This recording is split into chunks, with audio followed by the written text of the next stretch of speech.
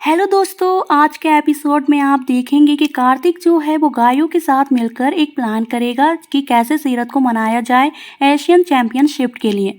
कार्तिक सीरत के पास आएगा और उसे नाश्ता देगा और उसके सामने एक न्यूज़पेपर भी रख देगा। उसके बाद कार्तिक गायों से बात करेगा और वहीं सीरत जो है वो न्यूज़पेपर देख रही होगी। कार्तिक गायों से कहेगा कि हमारा प्लान कुछ कुछ कामयाब हो रहा है। इसके बाद गायों सीरत के पास आएगी और सीरत से कहेगी कि हम तुम्हारे वो जूते फेंक दें, लेकिन सीरत मना कर देगी और कहेगी कि वो जूते वो अपने पास ही रखेगी।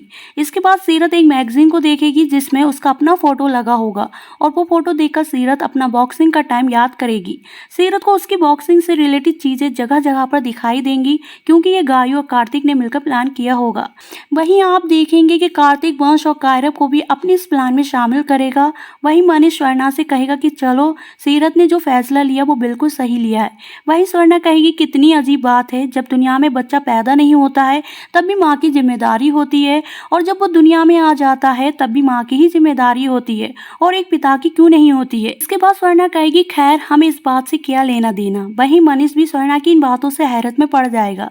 वहीं कायरव अपने दोस्तों को अपने घर बुलाएगा अपनी बहनों से मिलवाने के लिए, और इसी बीच कायरव अपने दोस्तों को सीरत की ट्रॉफी दिखाएगा, जिसके बाद सीरत भी अपनी ट्रॉफी देखकर अपने बॉक्सिंग टाइम को फिर से याद करने लगेगी। इसके बाद कायरव के दोस्त कहेंगे कि एक बार तुम अपनी सीरत मामा से बॉक्सिंग करवाओ, जिसके बाद कायरव सीरत से बॉक्सिंग करने के लिए जिद करेगा। सीरत कायरव की ये बात मान जाएगी और वो बॉक्सिंग करने लगेगी, लेकिन सीरत इमोशनल हो जाएगी और वो बॉक्सिंग छोड़कर अपने रूम में चली जाएगी। वहां पर सीरत को काफी गुस्सा आएगा और वो अपने ही आप से बात करते हुए कहेगी मुझे क्या हो गया है, मैंने तो अपने बच्चों के लिए बॉक्सिंग को छोड़ दिया है, लेकिन फिर भी इधर उधर उन्हीं बातों को ध्यान दे रही हूँ। वहीं कार्तिक सीरत की ये बातें सुन रहा होगा और वो सीरत के पास आएगा और कहेगा तुम यह दोनों चीजें एक साथ नहीं कर सकती हो।